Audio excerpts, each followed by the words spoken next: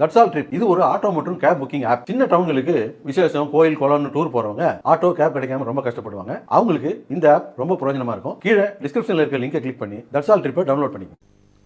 குமரி மாவட்டம் நாகர்கோவில் நாகராஜா கோவிலில் நடிகை அதுல்யா ரவி சுவாமி தரிசனம் செய்தார். நாகர் சிலைகளுக்கு மஞ்சள், பால் அபிஷேகம் செய்து நடிகை அதுல்யா ரவி வழிபட்டார். பின்னர் கோவில் நிர்வாகம் சார்பில் பிரசாதம் வழங்கப்பட்டது.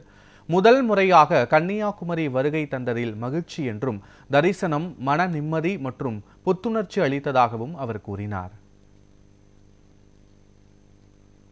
இதான் முதல் தடவை இந்த கோயில் வந்தது. ஸோ ரொம்ப ஹாப்பியா இருக்கு. அவ்வளோ பெரிய வைப் இருக்கு. ஸ்வயம்புன்னு சொன்னாங்க, அந்த வைப் அப்படியே ஃபீல் ஆகுது. ரொம்ப சந்தோஷமா இருக்கு.